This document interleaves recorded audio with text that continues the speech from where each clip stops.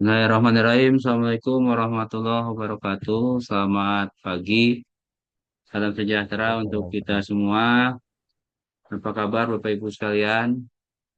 Moga-moga dalam kondisi sehat walafiat. Alhamdulillah bisa ketemu lagi di momen yang bahagia ini.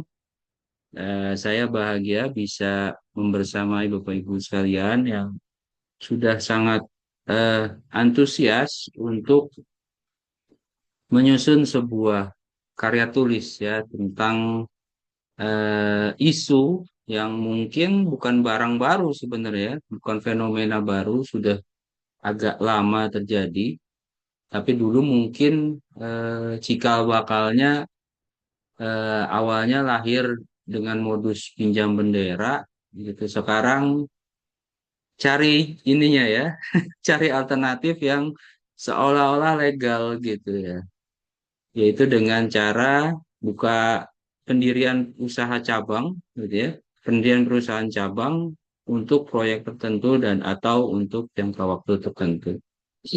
Nah, ini saya coba buatkan kerangka dasar ya.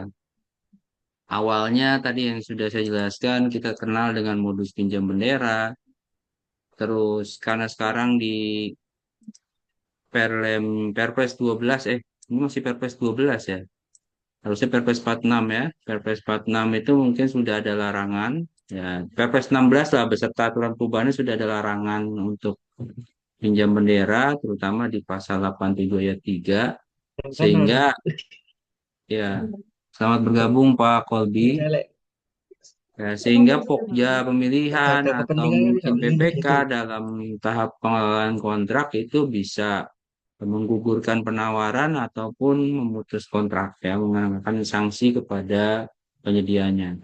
Tapi bukan berarti moral hazardnya hilang gitu ya, karena orang-orang yang punya moral hazard ini pasti cenderung mencari cara lain ya untuk mengelabui kita nih orang-orang yang berintegritas gitu.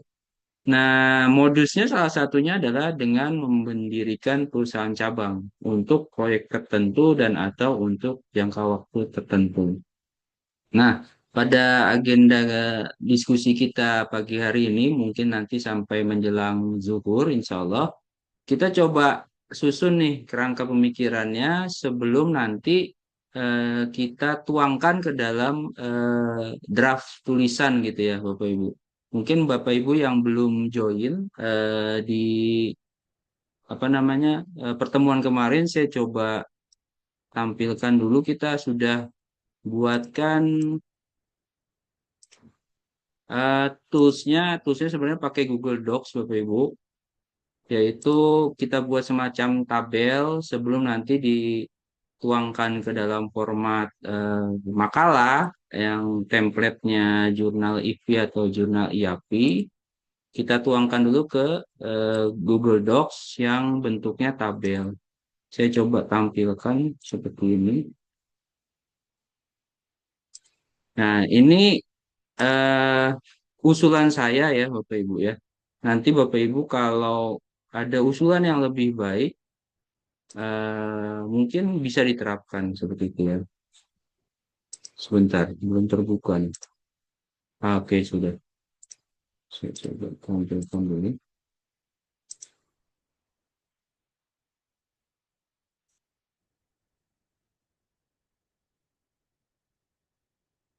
Ya, mudah-mudahan sudah tampak di layar Bapak Ibu. Ini tabel penulisannya. Kemarin saya coba buat contoh nih ya, ilustrasi saja.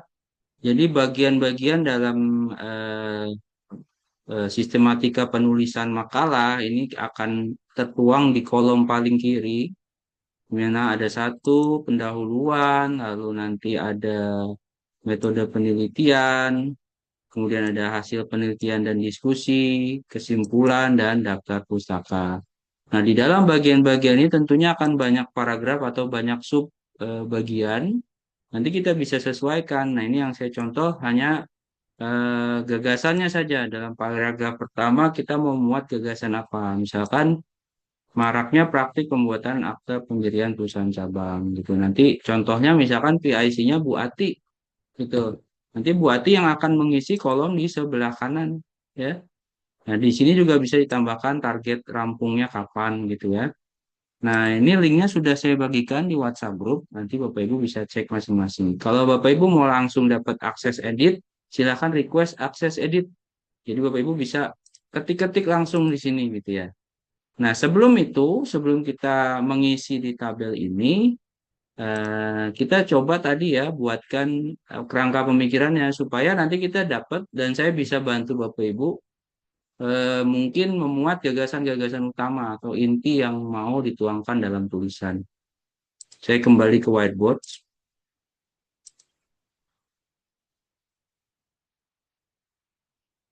Ya,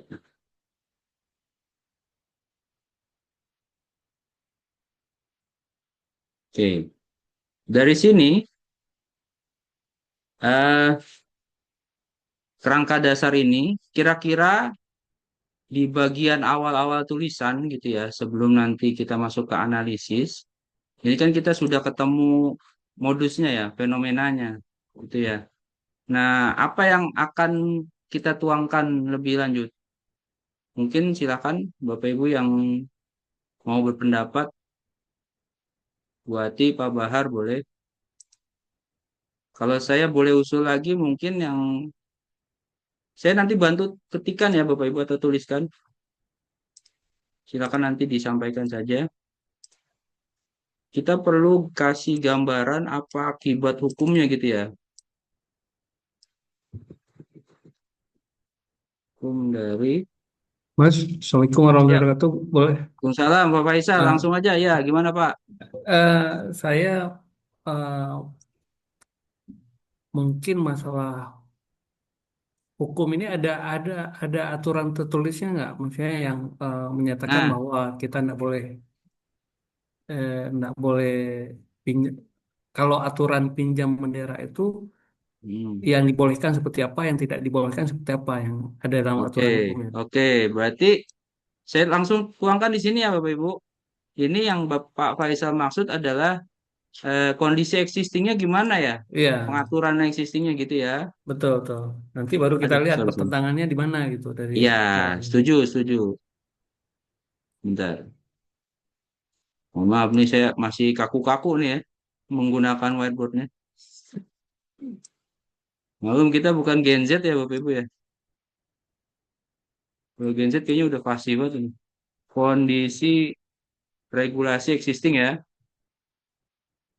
Coba. Seperti apa gitu ya. Mm-mm. Oke, ada lagi Bapak Ibu yang lain? Nah, bagus sekali nih. Tadi supaya kita dapat gambaran aturannya gimana sih gitu ya. Karena kalau yang saya dapat dari eh, infonya dari Pak Azik waktu itu sebenarnya awalnya. Pak Azik tuh mungkin udah pernah ini ya, udah pernah tanya-tanya chat GPT atau AI gitu. Jadi kalau AI bilang sih ya boleh aja bikin usaha cabang untuk jangka waktu tertentu atau proyek tertentu nggak salah. Tapi yang benernya gimana gitu kan? Yang bukan ada yang bukan mengakomodir modus pinjam bendera itu. Ada lagi Bapak Ibu? Mungkin yang mau disampaikan kondisi regulasi existing gitu ya. Saya coba tambahkan tadi ya hasil temuan AI ya.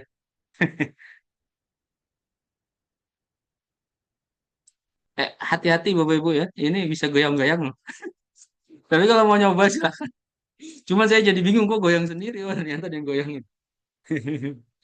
Hasil temuan, hasil apa ya? Hasil ya temuan AI lah ya.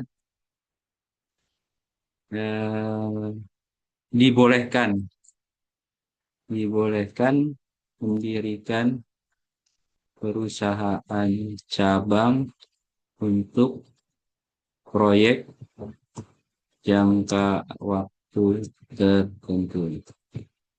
Nah, ini ya. Ada lagi? Izin Pak Sastio. Monggo Pak Bahar. Bismillahirrahmanirrahim. Assalamualaikum warahmatullahi wabarakatuh. Waalaikumsalam Ya, warahmatullahi selamat wabarakatuh. siang. Ini menarik ya, saya lihat temanya.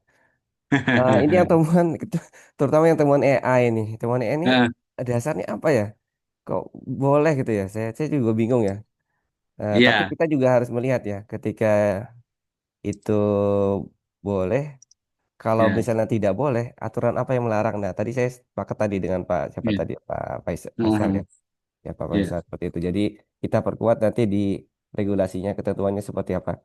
Kalau ya, saya cek juga di AI, saya balik lagi ya, saya balik lagi di AI juga ada beberapa sebenarnya ketentuan terkait cabang gitu ya, perusahaan cabang. Di antaranya ada Undang-Undang 40 2007, ya, kemudian ya, PP 5 2021 ya, kalau tidak salah ya. ya, Nah, ya, di situ betul. juga nanti mungkin bisa kita perkuat di tambahan itu nanti. Hmm. Saya masih coba-coba baca juga seperti apa ketentuannya. Iya, ya. Kemudian terkait modus operandinya ya, modusnya yang di sini yang di tengahnya. Saya lihat tuh. Di sini ada dua ya, Mm-mm. untuk proyek tertentu dan atau untuk jangka waktu tertentu. Nah, modus ini bisa nggak kita lebih ke konkret gitu ya, contoh ya, Mm. perusahaan induk ya, misalnya tetap di kota A, kemudian dia buka Mm. cabang di kota B untuk proyek tertentu gitu. Jadi Mm-mm. lebih ke kenyataannya seperti apa yang terjadi, Mm. yang pernah terjadi kasus-kasusnya gitu. Ini kan Mm-mm. mungkin bisa kita gali dari teman-teman nih yang pernah sebagai Pokja atau Mm-mm. biasanya sih Pokja ya yang di sini. Mm-mm. Kalau untuk bandara langsung jarang ya. Mm-mm. Kemudian contoh yang lain misalnya eh, setelah proyek itu selesai cabangnya dibubarkan gitu ya. Atau Mm-mm. Betul. nanti di dalam apa eh, ini ya, jaminan gitu ya, jaminan Mm-mm. pelaksanaan ada yang bersyarat ya. Seharusnya kan Ya, unconditioning ya, kondisional. Mm. unconditional ya. Tapi ternyata di dalam jaminan pelaksanaan itu dia bersyarat. Artinya Mm. ketika ada permasalahan perusahaan Mm. induk tidak terlibat. Nah, gitu mungkin bisa Mm. lebih ke ini ya, apa lebih ke konkretnya. Kalau saya Ya, sih ya. ini modus ya. Kita Siap, ya siap, sementara. siap. Ntar itu Siap, mungkin Pak Sastio ya. Sambil siap, lagi. siap. Setuju, Oke. Pak. Setuju. Prinsipnya setuju. Kita harus detilkan gitu ya. Betul. Pak Apa Satyo, konkretnya apa sih? nah, Ya, Pak. Silakan, Pak. Langsung, Pak. ya, cuma kan sebetulnya kita harus lihat juga kondisi ini terjadi kenapa gitu. Oke, Ah, ah, oke. ah, Setuju, setuju, setuju. ah, Alasannya ah. ya, yang melatar Alasannya belakangi ya. kenapa? Hmm. Ini kalau saya lihat fenomena ini terjadi karena hmm, eh, rata-rata perusahaan di daerah itu nilai paketnya itu kecil-kecil, Pak. Sehingga apa? Dia untuk memungkinkan menang ya dia pinjam perusahaan yang paketnya besar gitu. Oke, Ah, jadi oke kita agak mundur dikit Pak. Saya takut lupa, saya coba catat dulu Pak. ah, Jadi yang melatar belakangi ini terjadi supaya kita tahu akar masalahnya juga ya Pak ya. Nah, iya, tuh. Ini Saya ya. sepakat tuh, Pak Faisal ya. Jadi Konteks masalah selain ya. selain dia menghindari pinjam bendera secara eksplisit gitu kan. Apa tadi Pak? Boleh diulang Pak? Saya eh, kok bentar. itu kan Perusahaan di untuk daerah perusahaan daerah itu tidak memiliki KD-nya, Pak. memiliki NPT-nya, KD ya NPT-nya, kemampuan dasar ya. NPT. Maksud saya NPT-nya. Heeh. Dalam kurung NPT ya. NPT, NPT. Mm. Sehingga Sehingga untuk menang mengakali ya. mengakali menggunakan meminjam perusahaan yang di daerah lain. Sehingga berusaha mungkin mencari solusi lah bahasa halusnya ya. Ya, Ya, ini saya taruh di sini kali ya, ya. biar kita semua kebayang. Kalau saya Pak kemarin Hmm. memang berpikir kalau ada aturan tersendiri, misalnya untuk Hmm. perusahaan di daerah itu dia Hmm. mempunyai apa namanya penghargaan lah supaya ya, perusahaan daerah Oke. itu juga berkembang ya dan nggak perlu pinjam KADI lagi gitu. Ada persyaratan macam Oh, Papua gitu, nah itulah Pak. jadi ada syarat untuk putra daerah gitu lah Iya, ya. iya. Ini kayaknya Ah, salah satu rekomendasi ntar nih, tapi iya, catat iya. dulu ya Pak. Maksud Catat dulu, saya catat dulu. berpikir seperti itu, Pak. Nanti ya salah satu Ah, rekomendasinya gitu. Masa cuma ah, Papua aja bisa gitu, daerah lain nggak bisa itu. Nah, rekomendasi ya mengutamakan ya perusahaan pelaku usaha lokal ya. perusahaan lokal ataupun ada persentasenya lah, ada faktor pengalinya yang untuk perusahaan lokal faktor Oh pengalinya iya iya seperti iya, ini oke. gitu. Lokal Nah, atau apa ya, penilaian khusus gitu lah ya. pada yang khusus.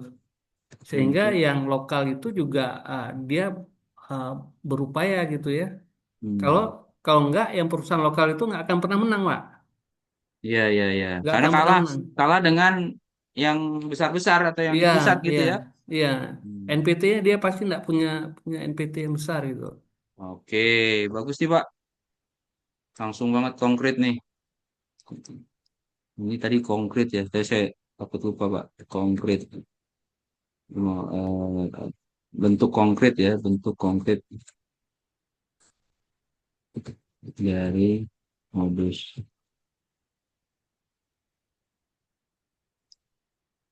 pendirian perusahaan Satyo, cabang. Ya, buati ini silakan. judul atasnya apa ya? Saya ketutup agak turun, bisa turun Bentar. dikit. Ya, sebentar Bu. Termasuk efeknya terhadap Ya, jaminan ya, oke. yang seharusnya unconditional ya Pak. Ini ya Pak Bahar ya. Oke, Bu Ati, apa? Ini atasnya Bu. Ya, kita yang dibahas utamanya kan kita membuat kerangka ini apa ya? Kerangka tulisan ya. Gimana? Ya, ini kerangka Ya, kerangka pemikirannya Bu. Baru ya, kerangka pemikirannya. ya maksud saya gini, Mbak. Mungkin kalau Hmm. yang disampaikan tadi kan udah detail-detail di dalamnya ya. Misalkan apa Mm-mm. namanya? Ada apa tadi yang disampaikan Pak Bar sama Pak Rija itu kan udah detail di dalamnya nanti. Mungkin kita Mm-mm. eh, dulu kita kerangka pemikiran kita ini apa namanya kerangka masalah yang harus dirinya dulu nih. Misalkan yang pertama, misalkan Ya. dasar hukum yang apa Mm-mm. namanya yang terkait dengan pinjaman bendera, terus Mm-mm. eh, yang tadi disampaikan Pak Rija masuk kondisi Mm-mm. saat ini Mm-mm. seperti apa. Nah, nanti baru rincian di dalamnya kan nanti akan yang disampaikan Pak Bahar ada unconditional yang seperti jaminan Ya. pelaksana yang ternyata tidak melibatkan ini, tidak melibatkan perusahaan utama dan juga Ya. biasanya sih ya saya ada pengalaman juga memang dengan ini Mm. di akte pendiriannya juga memang tidak eh, di- ter- tersirat bahwa ketika terjadi permasalahan ini Ya. eh, perusahaan utama tuh tidak terlibat gitu. Apakah itu Mm-mm. ada denda atau apa perusahaan utama. Nah, itu kan berarti kita Ya. judul utamanya dulu nih kondisi ya, Mm. kondisi real di lapangan seperti apa gitu. Ya. Dari tadi dasar hukum, terus kondisi di lapangan seperti apa.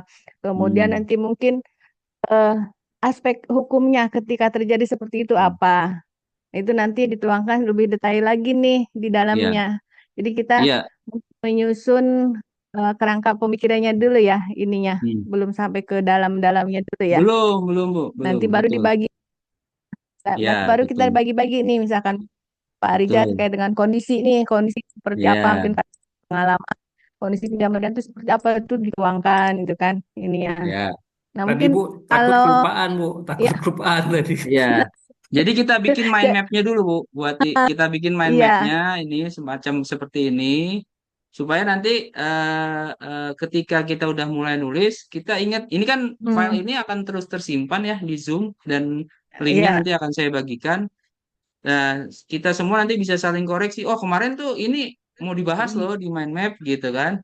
Ya, iya. jadi Nah, tadi nggak yang kehilangan ditampilkan jejak di gitu. awal, Ya. yang tadi ditampilkan pas kita awal kan pendahuluan nih. Kita bahas dulu kalau Mm-mm. pendahuluan apa aja yang mau masuk gitu. Satu-satu gitu ini ya.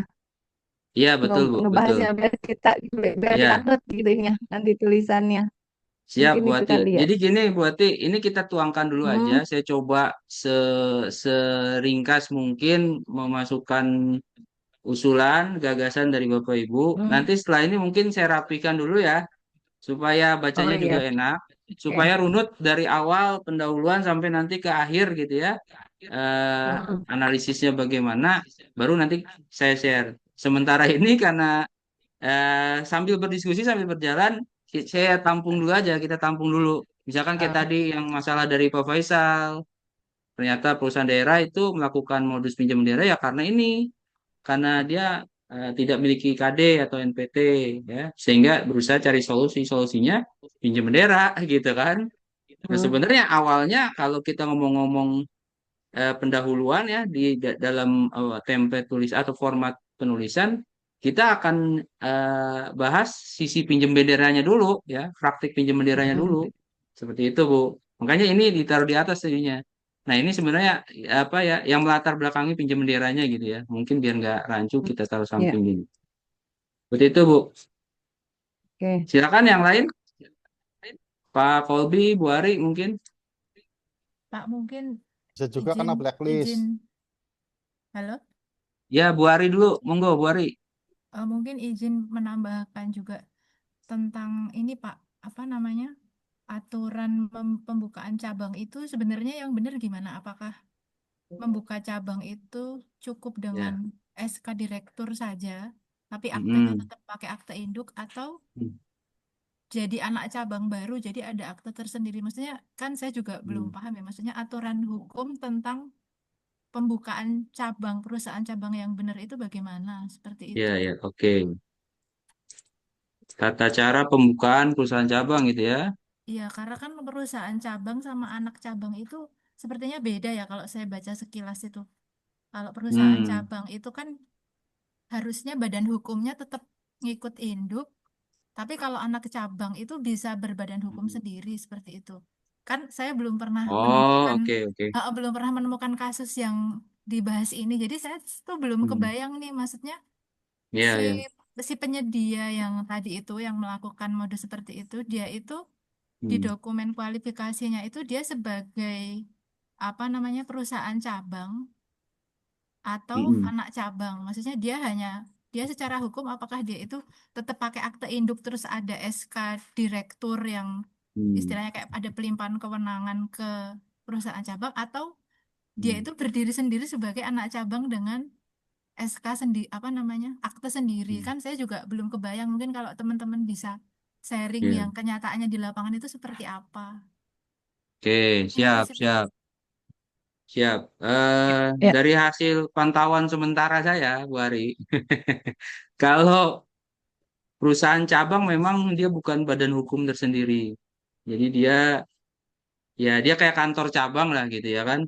Kayak Oh iya kita betul. banyak lah contohnya perusahaan-perusahaan besar yang punya kantor cabang gitu ya. Nah, itu dia apa namanya menyatu dengan badan hukum induknya gitu. Cuma memang dia punya perwakilan aja di cabang. Nah, tadi yang Bu Ari bilang anak cabang dan perusahaan cabang bedanya apa? Apakah mungkin saya tambahkan apa status badan hukumnya terpisah gitu ya. Nanti coba kita gali lagi ya bareng-bareng ya.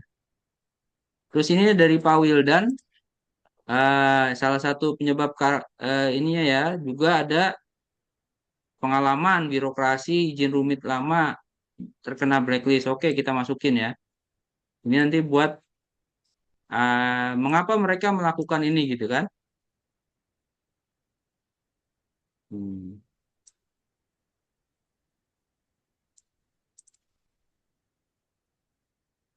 Oh, jadi satu aja ya, biar nggak kebanyakan kotak-kotakan nih. PT pengalaman bi birokrasi rumit terkena blacklist. Oke. Cuma Pak, aturan Ya. misalnya perusahaan induknya terkena blacklist, Hmm. apakah yang perusahaan cabangnya dia ikut di blacklist juga, ataupun memang memang seperti apa itu? Aturannya seperti apa? Saya kurang tahu ya, Pak, kalau itu. Tapi kalau mau dibahas di sini juga boleh nanti kita cari ya. Cuman apakah masuk ke topik bahasan kita atau tidak ya? Kalau ini kan kita ceritanya yang cabangnya nih, misalkan kena ada masalah, induknya bertanggung jawab atau tidak. Tapi kalau tadi Pak Faisal tanyakan, kalau induknya di blacklist, eh, cabangnya kena blacklist atau enggak gitu ya? Kayaknya maksudnya mau masuk masuk ke sini ya, Pak? Masuk Iya ke Pak, sini ya? iya. Saya, Hmm. Ya boleh kalau mau ditambahkan nanti sebagai salah satu alasan kenapa mereka jadinya pinjam bendera gitu ya. Kalau Terkena menurut saya sih blacklist. tetap kena sih Pak, Iya, tetap kena. dalam Beda bentuk dengan induk. anak perusahaan ya. Kalau cabang tetap kena sama aja. Beda dengan anak perusahaan tadi ya. Iya. Oh, Oh, yang jadi enggak, ya, maksudnya gini Pak, yang dimaksud dengan blacklist itu dia pinjam perusahaan eh, lain karena memang perusahaannya di blacklist, Hmm. ataupun memang perusahaan cabangnya itu kena blacklist berpengaruh ke perusahaan induk. Itu maksudnya seperti apa? Blacklist blacklist yang di sini itu blacklist yang seperti apa Pak? ya gini kalau isunya kan yang mau kita angkat sebenarnya kalau akibat hukum dari eh, pembukaan perusahaan cabang ini, kalau nanti perusahaan cabang yang bermasalah gitu, kan rata-rata di aktenya itu perusahaan induk tidak bertanggung jawab gitu kan. Dan toh karena jangka waktunya hanya terbatas, tentu perusahaan juga sudah dibubarkan bisa jadi ketika masalah hukumnya diangkat gitu. Nah, itu kan yang akan jadi pertanyaan lah. Ini kalau perusahaan cabangnya bermasalah, induknya tanggung jawab atau tidak gitu maksudnya, Pak Faisal. Oke Pak. Ya, Hmm. izin Pak Sastio. Nah, Ya, Pak Bahar dulu mungkin. Izin, Ya, monggo Pak ya, oke, Bahar. ya, makasih. ya, mangga, ya, Ya, izin Bunda. Eh, yuk, mangga. ini ya, saya bagus ya. Nanti ada kerangka berpikir seperti ini, tapi mungkin nanti Pak Sastio bisa lebih tadi ya Ya, merapikan gitu nanti ya. iya, iya Pak. Cuman Iya Pak. ada satu usulan saya nih Hmm. terkait diskusi kali ini. Kalau kita berbicara kebijakan atau fenomena yang terjadi ya, kita Hmm. kan melihat kesenjangan ya, kesenjangan Hmm. antara dasen sama dasolen ya, istilah seperti itu ya kalau kita dulu mungkin saya pernah belajar ya, dulu Hmm. belajar di administrasi publik seperti itu yang Hmm. kita pelajari ya. Ya, Kita ya. lihat dulu dasennya seperti apa, realita yang terjadi, fenomena yang Hmm. kenyataannya gitu ya di lapangan seperti apa. Kemudian nanti kita bandingkan dengan dasolennya. Ideal Ya. kondisi idealnya seperti apa, normatif sesuai regulasi seperti apa, sesuai dengan best Hmm. practice seperti apa. Nah, itu nanti Hmm. kita bisa pilah-pilah nih, mana yang realitanya, mana yang normanya gitu ya. Jadi Ya. lebih mudah kita nanti membuat kerangka berpikir ini biar nggak Ya. campur gitu. Ini mana yang normatifnya, normanya, Ya. mana yang Ya. realitanya gitu loh. Ya, Mungkin itu paham Pak, usulan aja paham. sih Pak satu ya. Usulan. Iya, oke, oke. Coba saya, ya.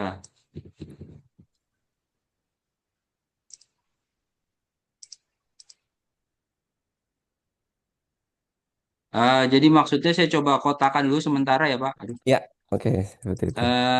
Supaya kita terbayang mana normatifnya, mana Oke, realitanya realitanya. ya. Ya, seperti itu. Nah, ini saya coba mungkin di sini Kasih kita, warna yang beda kali ini ya apa oh kalau ya kotaknya boleh boleh boleh. kotaknya dikasih warna beda gitu. Siap.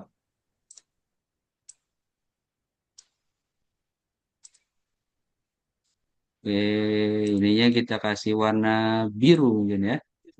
Nanti kita mau yang terkait norma akan saya masukkan ke kotak sini ya. Nanti tentunya posisinya nggak gini ya setelah dirapikan, tapi sementara Iya, seperti ini dulu. ya oke silakan Pak Nah, Setia. kita ini juga masuk norma sebenarnya, tapi ini nanti karena jadi bagian di apa namanya pendahuluan, mungkin sementara di sini gitu. Jadi saya kebayangnya gini Pak Bahar, ini di sini kita akan bahas latar belakang pendahuluan di sini, nanti tinjauan yuridisnya atau normatifnya ada di sini, gitu kan? Tapi nanti kita bahas juga terkait apa sih akibatnya kalau ini gitu kan, perlu dibayangkan juga kan. Akibat hukumnya dari sini, ini penjelasannya di sini gitu, di sebelah kanan, sorry. Dan nanti baru terakhir ada rekomendasi ya. Oke, ini salah satu rekomendasi yang sudah disusun. Tadi yang Pak Bahar usulkan ini terkait fenomenanya ya. Fenomenanya kita kasih warna kuning ya Pak ya. Ini ya Pak. Sementara seperti ini ya.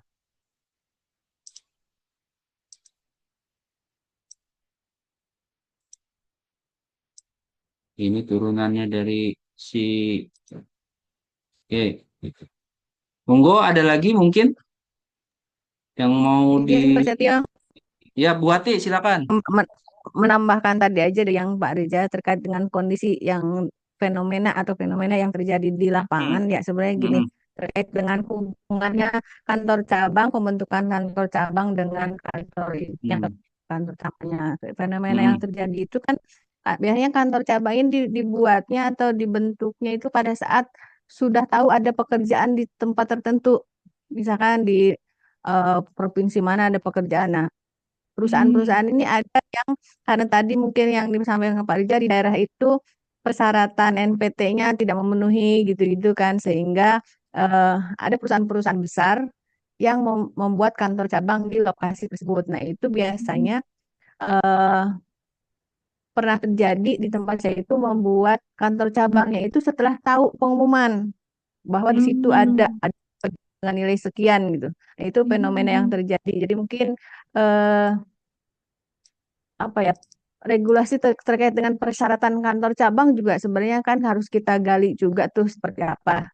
Terus eh, dengan dibentuknya kantor cabang ini tetap aja kan evaluasi mah tetap ke kantor utamanya yang misalkan memiliki pengalaman 1 tahun terakhir, memiliki pengalaman untuk menghitung KD-nya 15 tahun terakhir itu kan tetap ke kantor induknya. Itu fenomena yang terjadi padahal di dalam tadi disampaikan Pak Bahar terkait dengan jaminan pelaksanaan dalam dan saya juga sudah pernah melihat juga akte pendiriannya pendirian kantor cabang itu eh, menyebutkan bahwa ketika terjadi sesuatu wan prestasi kantor induk tuh nggak mau terlibat gitu ininya yang dilibatkan hanya kantor cabangnya tersebut. Nah kemudian apabila di backlist itu kan seharusnya orang backlistnya sampai ke kantor induk gitu kan harusnya. Nah jadi hmm. fenomena yang ini juga mengakibatkan kadang-kadang si perusahaan induk ini tidak melihat nih berapa yang sudah dia buat sebagai kantor cabang. Misalkan Oke. perusahaan A, Hmm, perusahaan itu udah di provinsi lah, itu udah membuat kantor cabang, di perusahaan B udah. Nah sehingga kalau kita benar-benar melakukan evaluasi apa namanya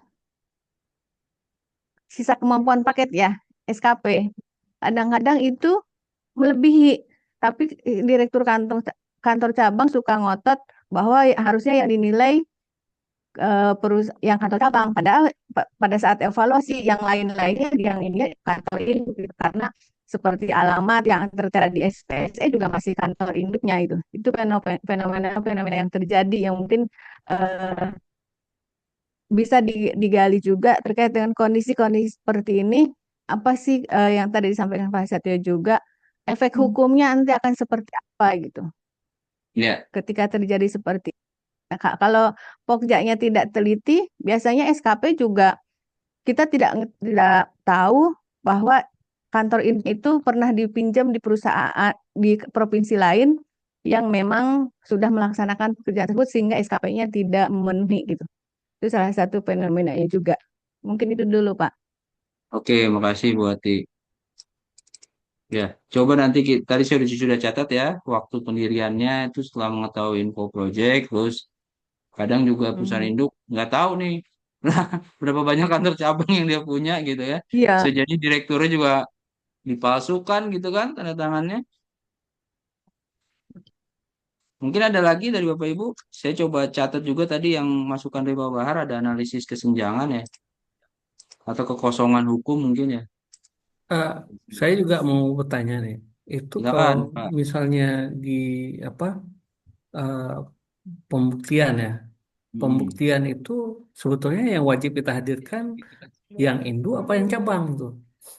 Ah, oke, berarti ini udah masuk ke teknisnya ya. Bapak Ibu sebentar ya, mohon izin ya.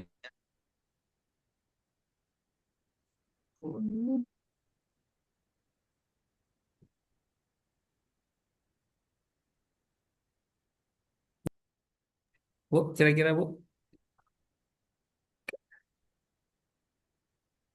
Ya, baik, sorry, ada gangguan sedikit. Oke, ya lanjut. Tadi Pak Faisal silakan. Eh, Pertanyaan saya juga seperti ini. Kalau di pembuktian itu, Tata cara ya, tata cara tata aja. pembuktian ya. eh, itu yang kita undang, Oke. itu yang induk apa yang cabang gitu. Masuk normatifnya dulu seperti apa gitu kan. Nanti Eh, baru eh, kalau ada kesenjangan kita rekomendasikan ya Pak. iya. Betul ya. Kemudian satu lagi rekening yang digunakan itu rekening induk apa rekening cabang gitu. Oke. Untuk transaksi keuangannya. Memang agak apa? Kita lompat-lompat ya, tapi yang lagi Nggak kepikiran apa-apa Pak. aja gitu. Memang begitu Pak. Mikirnya kadang kita begini. Tata cara pembuktian ya. Buktian kualifikasi. Betul kan? Yang kita undang tuh direktur cabang apa direktur induk gitu. Ya. Terus juga. Terus, ya itu nanti yang diundang ya. Ya, itu saja.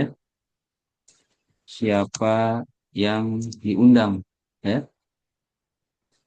Direktur cabang atau induk. Oke, terus tadi tata cara pembayaran ya Pak ya? Iya, kadang-kadang cabang tuh ada rekening tersendiri gitu. Hmm. Yang begitu selesai proyek, mungkin rekeningnya cabangnya bubar, rekeningnya juga ditutup.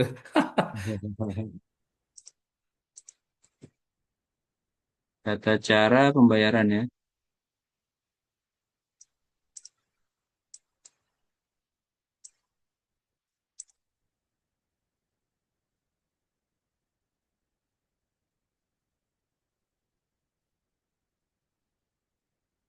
Rekening cabang atau induk. Pajak juga ya Pak ya?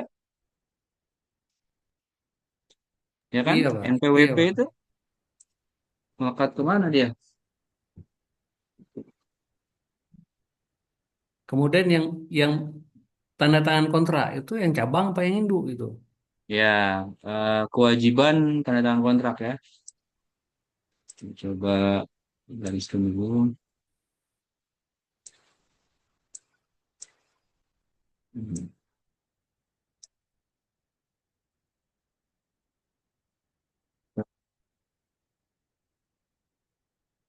Hmm.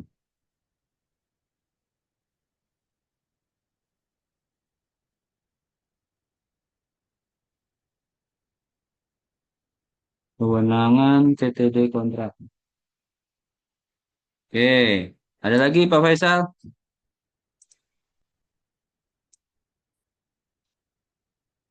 Sementara itu kali Pak ya. Ini coba kita Ya, elaborasi lagi. Monggo silakan dari Bapak Ibu yang lain. Pak Kolbi, Pak Wildan, ada masukan mungkin? Terus,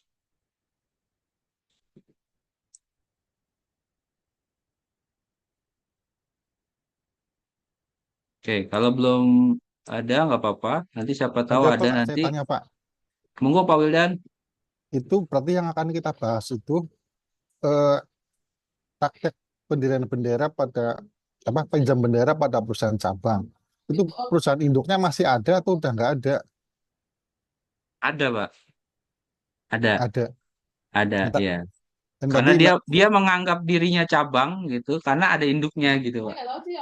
oh gitu. Jadi dia sebenarnya menggunakan data-data perusahaan induknya seperti KD tadi ya, yang Pak siapa tadi Pak Faisal ya. Pak Faisal bilang KD, SKP dan segala macam supaya lolos tender eh, dan dapat menang tender. Padahal sebenarnya mereka nggak punya gitu, cuma ngakalin administrasinya aja. Seperti itu Perusahaan sih Pak. cabang perusahaan cabang ini bisa disebut itu enggak apa namanya ya kalau KSO kan ada pelaksana gitu ya. Apa ya namanya? Oh Subkon, KS, subkon, subkon. Subkon, Bukan. yaitu dianggap mengalihkan seluruh pekerjaan Pak kalau di pasal berapa tadi? 87 ya. Yang di Perpres 12 pasal 87 itu dianggap mengalihkan seluruh pekerjaan jadinya. Enggak ini termasuk itu yang kan kita tulis enggak kita bahas. subkon. Iya, termasuk makanya. Itu termasuk, Pak. Oh, yang jadi bukan harus cabang resmi ya, subkon juga boleh. Jadi perusahaan cabang kan ada perusahaan cabang resmi. Enggak, kita fokuskan penelitian kita pada fenomena pendirian perusahaan cabang untuk itu, Pak, ngakalin pinjam bendera sebenarnya. Atau mengalihkan seluruh pekerjaan. Ya berarti Gitu, cabang Pak. resminya masih ada, bukan subkon ya. Kita harus, Bukan subkon. Ya, iya kadang-kadang kan subkon juga dia suka pakai pengalaman perusahaan sebelumnya gitu loh. ya, betul. Ini bukan termasuk batasan penelitian. Ah, saya mau batasan penelitian kita dari estimate mana gitu loh. Gitu aja sih. Iya, Pak. Tapi yang benar-benar ada perusahaannya dan ini anak Hmm. cabangnya yang ngakalin gitu ya. Bukan Iya, orang betul, Pak. orang Betul. yang pernah subkon terus dia ngakalin, kan dia bisa berarti induknya bisa banyak, bisa sudah nggak ada itu. Tapi Iya. dia klaim itu kan banyak perusahaan yang kayak gitu asalnya ada terus hancur berdiri lagi jadi dua apa banyak juga gitu tuh. Oke, itu ya itu modus lain mungkin, Pak, ya.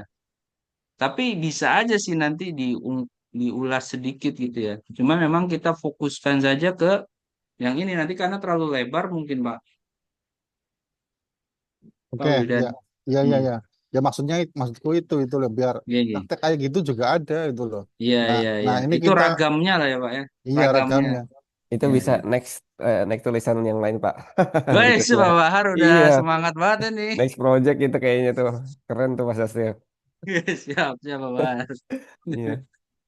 Oke, kita lanjut. Ada yang lain?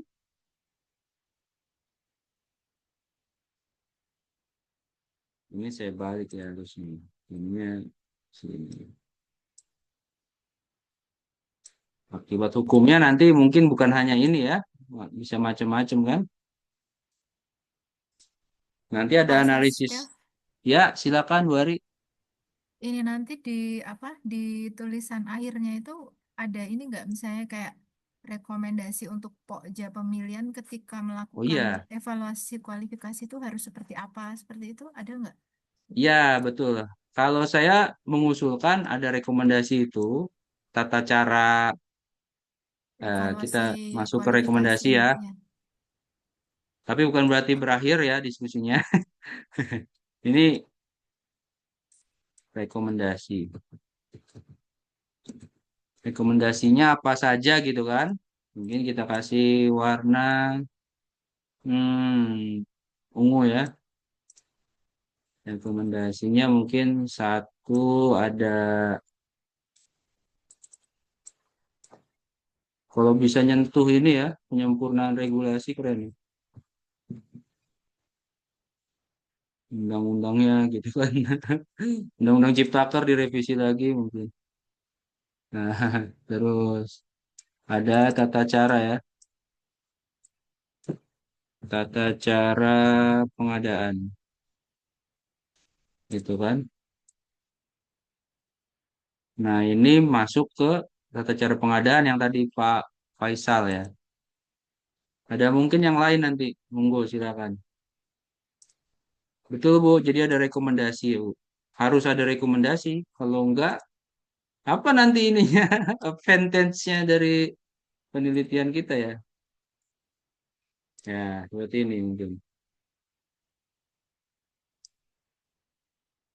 Oke, saya mungkin coba tanyakan ke Bapak Ibu. Ini kan lebih kental memang ke metode analisisnya tadi ya Pak Bahar sebenarnya udah sempat singgung analisis kesenjangan. Ada ya kalau di kami di hukum mungkin bahasanya tinjauan normatif, tinjauan yuridis gitu ya. Tapi saya yakin bukan cuman teman-teman yang latar belakangnya hukum bisa lakukan itu, semua juga bisa lah insya Allah. Tapi mungkin ada metode lain, metode analisis lain yang Bapak Ibu usulkan, silakan.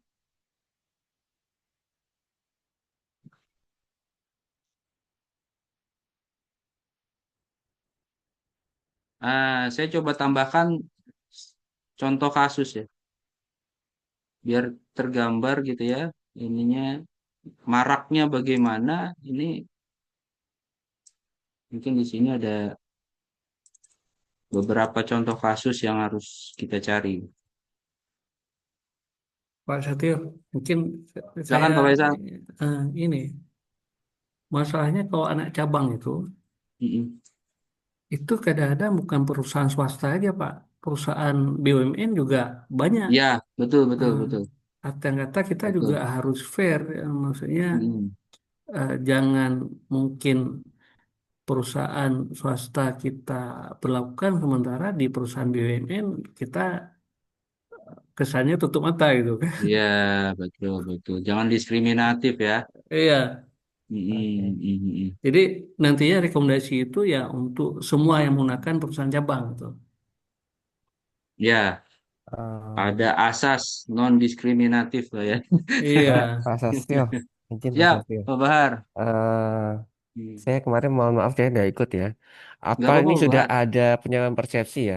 Bedanya anak perusahaan dengan perusahaan cabang karena saya dengar tadi dari beberapa diskusi kecampur-campur nih antara anak perusahaan dengan perusahaan cabang padahal itu kan berbeda ya aspek Ya, hukumnya antara anak perusahaan dan perusahaan cabang jadi mungkin kita belum, fokus belum. karena di sini cabang gitu ya yang Hmm. dimaksud cabang bukan anak perusahaan maka kita fokus ke cabang dulu deh anak perusahaan tuh nanti Ya, gitu ya ya ya, itu ya. yang hal berbeda mungkin Ya, gitu ya Pak setuju Sas. Pak, setuju. Jadi memang betul ya Bapak Ibu kata Pak Bahar, yang kita fokus ke perusahaan cabang ya, bukan anak perusahaan. Kalau anak perusahaan biasanya memang tadi yang Bu Ari sampaikan kalau nggak salah, dia punya jadi badan hukum sendiri tuh anak perusahaan. Dia bagian dari holding gitu kan, holding besar dan antara. Ya, salah satunya ada apa ya, kayak Pertamina punya banyak anak perusahaan gitu kan. Jadi kita batasi di perusahaan cabang. Tapi tadi sudah di ini ya, sempat disinggung kita di sini akan bahas perbedaan anak perusahaan dan perusahaan cabang. Jadi kita memang fokus ke perusahaan cabang. Di pertemuan sebelumnya belum Pak, belum sampai ke situ ya Pak. Terima kasih sudah mengingatkan. Jadi sekalian saja ini di forum ini kita sepakati kita batasi penelitiannya untuk perusahaan cabang, bukan anak perusahaan. Monggo silakan, ada yang lain? Ya silakan Bapak Ibu ini Pak Izin Sasio Pak ini sebenarnya Setio, ini mungkin eh, se- ini ya apa namanya? ya silakan Gimana? mudah Kalau Kang mudah. yang Buati, monggo Buati. sama kantor cabang mungkin ya, yang tadi saya sampaikan, kantor cabang Mm-mm. itu biasanya itu dibentuk pada saat ada pekerjaan biasanya kan. Nah setelah pekerjaan selesai ya bubar biasanya seperti itu kalau kantor cabang. Fenomena yang terjadi karena di sini fenomena kantor cabang itu sebenarnya pengalihan dari pinjam bendera ya ininya. Kantor cabang itu jadi mengalihkan isu pinjam bendera akhirnya dibentuklah kantor cabang dan biasanya setelah pekerjaan selesai sudah apa kantor cabang itu. Kalau anak perusahaan kan memang dia melaksanakan usahanya sesuai dengan kantor induknya di suatu daerah tertentu dan itu mungkin waktunya yang ini ya mungkin kantor cabang kantor apa anak perusahaan itu memang melakukan usaha di tempat itu dengan dalam jangka waktu tertentu lama dengan waktu yang lama gitu kan. Kalau Ya, kantor cabang itu biasanya hanya untuk mengejar proyek-proyek yang memang yang tadi karena di perusahaan di daerah tidak ada yang mampu gitu-gitu kan. ya, Nah, itu sih ya, fenomena yang terjadi sebenarnya. ya, ya. Betul Bu, terima kasih sudah Mengalih isu memperkaya. ya, mengalihkan isu pinjam bendera deh kayak kantor cabang ini. Iya, iya, betul Bu. Ya Monggo silakan yang lain, izin Pak Bahar. menanggapi tadi ya. Nah, Sebenarnya tidak semua kantor cabang itu ya yang dibuka pada saat mau tender saja. ya, Kantor cabang itu ada juga yang legal ya. Contoh ya, kayak betul. ini ya kendaraan gitu ya, ATPM. Nah ini misalnya contoh ya yang real pusatnya Hmm. misalnya di Balikpapan misal ya saya pernah. Hmm. Kemudian cabangnya ada di Palangkaraya, ada di Hmm. Banjarmasin atau Banjarbaru, Hmm. kemudian di mana cabang-cabangnya itu legal sah secara hukum. Namun di sini yang Hmm. kita mungkin yang kita batasi gitu ya. Ini Yang ilegal. cabang-cabang yang ilegal tapi dikemas Yang, secara legal gitu ya. Kemasannya ya, seolah-olah itu legal dan ini yang ya, kadang tidak disadari gitu ya oleh ya. teman-teman Pokja yang seperti itu ketika melakukan Hmm. evaluasi PPK juga sama ya menerima saja. Hmm. Itu yang mungkin itu Hmm. yang batasan kita di situ mungkin seperti itu ya Pak Sastio ya. Betul, Pak Bahar. Betul. Jadi Betul, Pak, Bapak. Pak, jadi Monggo, ya. Pak Satrio, mungkin kita harus membedakan mana yang dikatakan legal, mana yang dikatakan ilegal Ya, gitu kan. betul. Kita Batasannya harus legal bedakan. itu seperti apa, legal itu seperti Mm-mm. apa gitu. Sehingga kita Ya, bisa lebih siap, siap. fokus. Kalau memang kita apa eh, orientasinya nanti kita fokus ke ilegal gitu. Jadi Ya, supaya saya jangan coba. bercampur lah. Yang dikatakan legal Ya, itu seperti apa, yang ilegal itu seperti apa. berarti sebelum rekomendasi, saya kira kita perlu itu tadi ya, dibahas tadi terkait tadi ya. Saya coba mundurin dikit nih. Itu di normanya ya pasase ya. Itu di norma ya. Oh, Iya. oke. Nggak perlu. Oh, iya benar-benar. Oke. Oke, berarti nanti Ya, di sini ya. berarti di tulisan kita ini nanti fokus ke kantor cabang yang ilegal Pak Setio ya. Betul, Bu, yang ilegal, yang Ya, menutupi modus oke. pinjam bendera gitu. Pinjam. Oke. Perbedaan Makanya kita harus eh, nyusun kriteria juga, pendirian. Pak. Ya, Ilegal itu gimana, Pak? kriteria ilegal itu seperti apa gitu. Iya, cabang legal dan ilegal. Ini ya. Izin Pak Sasio, saya agak kurang serak ya kata-kata legal dan ilegal. Ini kadang Ya, modusnya itu bisa jadi ya. bisa legal sebenarnya. Iya Pak, dia legalkan gitu loh, Hmm. berdasarkan hukum. Tapi sebenarnya itu adalah modus. Nah ini yang mungkin Apa hati-hati bahasanya, kata-kata Pak? Kita ilegal dan ganti. legal kita ini kan menjas gitu ya, mana yang legal nanti ilegal. Eh, Berarti ya. Mungkin lebih. Perbedaan. Sebenarnya kan di sini kalau tata cara pembukaan perusahaan cabang yang diatur regulasi sudah ada. Nah itu sebenarnya sudah ada tuh, udah Sudah cukup ada. tuh. Heeh. Iya, Ini udah cukup ya di sini ya. iya kalau menurut saya udah cukup Pak di situ. Oh, enggak gini aja Pak, perbedaan pendirian perusahaan cabang dengan modus gitu kan? Nah kalau modus oke, saya setuju. Ah, Tapi dengan kalau modus ilegal, untuk legal menutupi iya. modus gitu ya. Nah setuju Pak. Untuk menutupi modus Pinjam pinjam bendera. bendera. Nah, kita Betul. bisa deteksi nggak nih gitu kan? Apalagi Betul. pertama pintu pertama kan notaris. Maka di sini saya muncul nih rekomendasinya standar kerja notarisnya bagaimana? Notaris kan pintu pertamanya tuh Pak. Apakah notaris itu bertanggung jawab terhadap akte-akte pendirian perusahaan tersebut kan? Kabur Pak. Notarisnya. Nah ini tadi saya baca-baca juga nih ada kode etiknya gitu kan notaris itu harus gimana gitu. Harusnya sih ya menurut saya ya notaris bisa turut turut serta bertanggung jawab gitu karena dia bukan cuman tukang catat kan. Ini garisnya kebanyakan ya mohon Bapak Bapak Ibu nanti kita rapiin ya. Mudah-mudahan nggak pusing nih. Oke, ada lagi Bapak Ibu?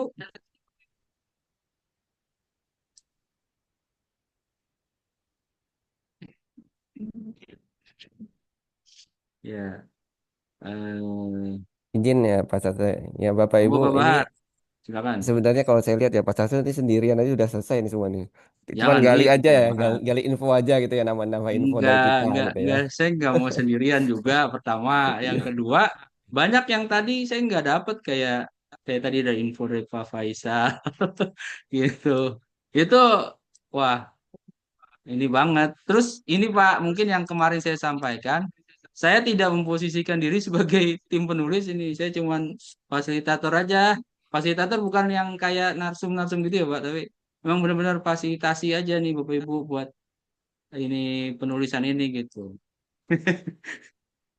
Karena tanggung jawab ini sih Pak, karena pengurus DPW nih diminta Bu Meta, jadinya ya udahlah jalan.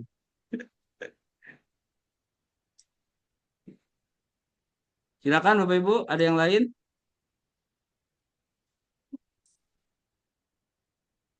Ini rutenya terlalu berliku-liku nih, rute Pak garis panahnya. Sastyo, Silakan, izin, Bu. izin, izin Apa Bu? bertanya aja sih. Bu Ari, Jadi, monggo. jadi perusahaan apa ya? Perusahaan cabang ini kalau di apa direalitakan, saya nggak tahu ya di realitanya itu yang ikut tender. Berarti dia itu punya akte pendirian sendiri ya Pak? Si Punya perusahaan Bu, cabang ini. akte notaris ada. Cuma Berarti nggak didaftarkan. Jadi kebetulan kan saya di Kementerian Hukum nih Bapak Ibu. ya. Sebenarnya kalau perubahan anggaran dasar perusahaan ya, ini nggak ngomongin yang punya cabang ya, dia itu harus didaftarkan kan. Ya karena ada perubahan susunan, direksinya berubah, itu harusnya didaftarkan ke Kementerian Hukum, notaris yang mendaftarkan. Nah, dalam kasus ini pendirian perusahaan cabang, dia cuma berhenti di akte notaris, selesai, nggak dilaporkan ke Kementerian Hukum. Maka Kementerian Hukum nggak akan tahu kalau ada perusahaan yang bikin perusahaan cabang untuk modus seperti ini ya, gitu ya. Tapi itu sepengetahuan induknya, Pak. Induknya bisa jadi tahu, kan induknya juga bisa jadi juga emang ya itu ya, emang cari fee juga dari pinjam perusahaan kan. Berarti ini Pak, si perusahaan induk itu kan biasanya dipimpin direktur. Nah, si cabang ini Betul. nanti ada kepala cabang gitu ya maksudnya ya. Si Iya, jadi direktur itu, direktur cabang, Bu. Makanya mereka itu ngeklaim bisa tanda tangan kontrak, bukan cuma kepala cabang, bahkan direktur cabang. Seperti itu. makasih Pak. Maksudnya biar tergambar aja. Saya Ya, masih belum dapat gambarannya ya soalnya. karena belum pernah ngalamin ya, Bu ya. Iya, belum. Saya ngalamin waktu itu tender 2 tahun lalu kalau nggak salah, tender konstruksi. Awalnya dia menang ini, saya karena ya waktu itu masih ini ya, belum banyak-banyak baca gitu kan. Saya pikir, wah ini notarisnya legalin gitu kan, aktenya hampir jadi pemenang gitu. Tapi tiba-tiba ada yang menyanggah, membahasnya hal yang lain gitu. Ternyata dia udah nggak punya SKP SKP. siapa? Itu di sana udah Eh, bentar, bentar. Iya, jadi ternyata yang saya tetapkan sebagai pemenang itu SKP-nya habis dan yang menyanggah itu ngasih infonya dari hasil browsing mereka di Google. Wah ini menang di mana-mana, harusnya SKP-nya udah habis gitu. Akhirnya nggak jadi menang. Alhamdulillah saya tertolong sama sanggahan peserta. Jadi kalau ini Pak nanya lagi Pak, kalau Ya, perusahaan cabang gitu kan, dia punya akte sendiri, tapi nama nama perusahaannya sama kayak nama induknya, gitu ya? sama, sama NIB-nya, dan NIB-nya sama apa beda Pak? sama Bu. Dia itu nggak ngurus NIB baru. Oh, Yang gitu. diurus nanti yang bedanya cuma itu doang, apa rekeningnya, karena nggak mau masuk ke rekening induk dia. Oh, berarti SBU NIB itu tetap pakai yang induk, tapi dia Sama, rekening iya. rekening sama Data-data NPWP-nya beda ya. data-data kualifikasi dia pakai perusahaan induk supaya tadi ya kata Pak Faisal bisa dapat KD-nya, bisa dapat KBLI-nya, bisa menang tender lah intinya gitu Bu. Iya ya Pak, terima kasih. Ye. Pak Kolbi tadi ada pertanyaan di chat. Mekanisme pengumpulan tulisan bagaimana? Nggih. Oke. Gini Pak Kolbi, nanti kan saya share, kami share itu ya link Google Docs untuk penulisan. Bentuknya tabel, saya coba tampilkan kembali ya. Karena mungkin Pak Kolbi tadi belum join ya.